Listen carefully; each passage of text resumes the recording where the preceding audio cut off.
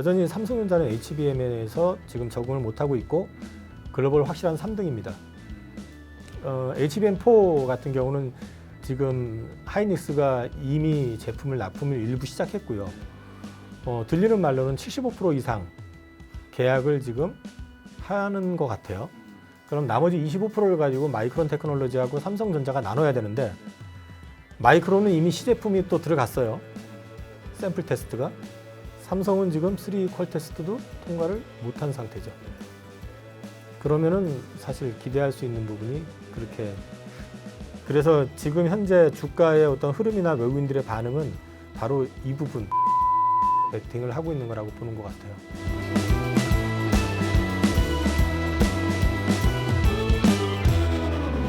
이 삼성전자, SK하이닉스가 좀 대조적인 모습을 보여서 정말로 아까 말씀인 것처럼 SK하이닉스 정말 무섭더라고요. 오르는 게 어떻게 될까요? 지금은 반도체 주가 일단 올라가는 거는 환배팅입니다. 외국인들. 원화 강세에 베팅을 하고 있는 자금들이 들어오고 있는 거예요. 어차피 원화 강세를 갈 수밖에 없기 때문에. 그러면 원래는 그렇게 됐을 경우 앞서도 말씀드렸지만 삼성전자를 많이 사요. 그렇죠. 항상 그랬어요. 근데 하이닉스를 더 사요. 그건 뭐냐면 삼성전자는 실적이 지금 안 돼요. 근데 실적이 문제가 아니에요. 제가 볼 땐. 기술이 문제예요. HBM이 지금 3가 퀄 테스트 통과를 예고했었던 게 작년 2분기였고요. 맞아요. 1년 됐죠, 이제? 안 나와요. 근데 저 대만의 디지타임즈에서는 끝났다고 얘기를 해요. 우리나라의 채널명 제가 잘 기억 안 나는데 거기서는 뭐 마지막 관문을 통과했네 또 나오는데 지금 분위기 봐서는 이건 아닌 것 같고 HBM3 브로드컴 퀄 테스트 통과 얘기를 그 기사가 났더라고요. 얼핏 보고는 전 처음에 엔비디아인 줄 알았어요. 근데 나중에 보니까 브로드컴이라고. 뭐 아무튼 네 다르죠. 브로드컴하고 엔비디아하고 규모가 다르니까. 그러니까 이제 이 얘기를 제가 말씀드리는 거는 여전히 삼성전자는 HBM에서 지금 적응을 못하고 있고 글로벌 확실한 3등입니다. HBM4 같은 경우는 지금 하이닉스가 이미 제품을 납품을 일부 시작했고요. 들리는 말로는 75% 이상 계약을 지금 하는 것 같아요.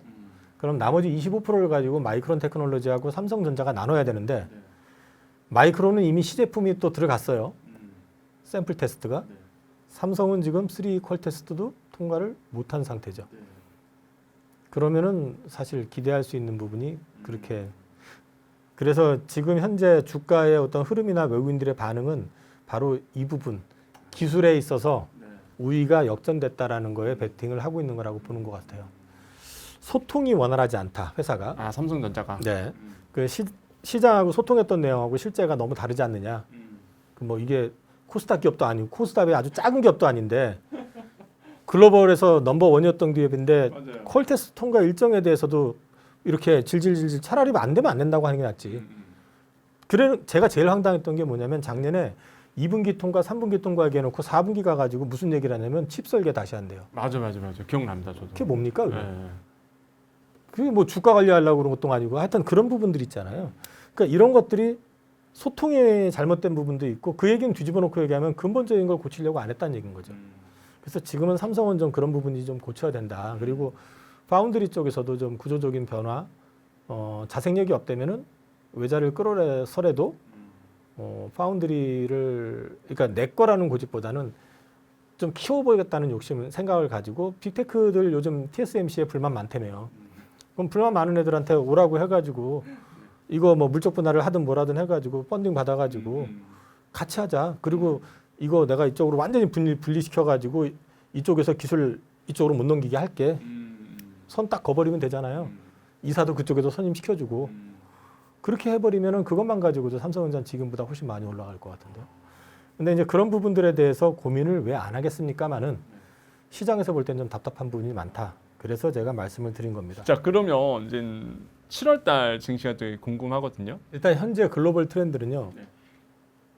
조선, 방산, 조선방산, 원전, 그 다음에 글로벌로 얘기하면 LNG, 그 다음에 전력기기.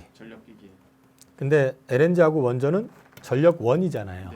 그러니까 이제 이렇게 놓고 얘기를 지금 트렌드가 지금 움직이고 있고 이 그림은 저는 금방 꺼지진 않을 거라고 봅니다. 트럼프 행정부가 들어서면서 약속했었던 거 있죠. 내가 대통령 되면 24시간 내에 우크라이나 전쟁 종전하고 맞아요. 뭘 종전을 해요? 전쟁만 여기저기서 더 일어나지 지금. 인도 파키스탄 전쟁 났죠. 맞습니다. 여기도 또 이렇게 됐죠. 네. 또 지금 어디 날라고 하는데 많잖아요 지금. 그게 뭐냐면은 미국이 더 이상은 이제 경찰 국가 역할을 안 한다는 거죠. 그러니까 서로 옆에서 비등비등한 애들끼리 있다가 시비 딱 붙으면 한판 할래 뭐 이렇게 되는 거잖아요 지금. 네네. 사실은. 그렇네요, 진짜. 이 얘기는 무슨 얘기냐면 분쟁이 계속될 가능성이 높다는 거예요. 트럼프가 들어서면서 세계 평화가 되는 게 아니고 여기저기서 크고 작은 분쟁들이 더 많아질 가능성이 높다라는 거죠. 절대 강자가 하나 딱 자리 잡고 있으면 이 나라가 눈빛만 주면 다 알아서 깨갱이 되는데 이제는 그게 안 통하는 상황이 됐다는 거죠. 그러면 방산수요는 꾸준할 수밖에 없어요. 그리고 전력난 여전히 심하잖아요. 지금 유럽도 노후화된 전력, 유럽 가보시면은 거기 답답하죠. 거기 여름에 한번 가보세요. 답답하죠 거기. 그리고 미국도 마찬가지로 전력 노후화돼가지고 자가 발전하지 않으면 정말 뭐 답 안 나오고. 그러니까 전력원에 대한 수요는 계속 필요할 거고. 그럼 전력원은 만들어놨는데 그럼 전력을 원을 갖다가 이동을 하려면 전선 필요하고 거기에 기기 필요하잖아요.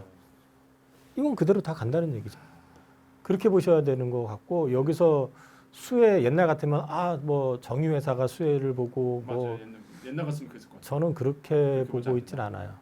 네, 그래서 이런 부분들은 그냥 기존의 이 조방원전 요쪽 하고 그 다음에 오히려 국내에서 아까 얘기했지만은 가치를 갖다 끄집어내서 제자리에 갖다 놓는 그 작업을 한다고 하면 거기에 해당되는 회사들을 찾아보시라는 게 나을 것 같아요. 예를 들어서 지금 SK 하이닉스도 해당이 될 수 있는 거고 뭐 현대차 그룹도 해당이 될 수 있는 거고 뭐 부채도 없고 PBR도 0.4, 3 뭐 이런데 주가는 뭐 바닥에서 깔려 있는 회사들도 있고. 그런 것을 이제 공부해라. 그렇죠. 7월 달 증시 어떻게 될까요? 어떻게 또 예측을 하고 계십니까? 그러니까 저는 큰 그림에서는 장은 좋게 본다고 말씀드렸잖아요. 근데 이제 장의 조정을 받으면 더 좋을 것 같아요. 그러니까 올라가기만 바라지만 사실은 오래 투자해 본 사람들 입장에서 볼 때는 좀 갈 때 이렇게 출렁출렁하면서 가는 게 좋지. 이렇게 가면은 불안하다. 못 견뎌요. 요런 장은 오히려 그러니까 투자한 지 얼마 안 되신 분들이 좋아요. 사놓고 보니까 계속 가. 그러니까 이게 좋대더라 해서 또 사는데 더 가. 이게 제일 좋은 거죠. 근데 이런 장이 있었어요. 유동성 장 대표적인 게 코로나 팬데믹 때. 맞아요. 그때 당시에 제가 이제 이번 장 쉽게 안 끝난다라고 이거 장 성격이 완전 유동성 장이기 때문에 길 크게 봐야 된다. 제일 어렵고 제일 강하게 갈 수 있는 게 유동성 장이에요, 사실은. 근데 그 유동성 장이 꺼지면 무섭게 꺼집니다. 그래서 유동성 장이 꺼지기 전에 우리나라의 기업의 밸류가 뒷받침을 해줘가지고 하방을 지탱을 해주게끔 만들어야 돼요. 그래서 이게 제도적으로 보완이 안 되잖아요. 죽습니다. 이렇게 완전히. 근데 그거는 각오하셔야 돼요.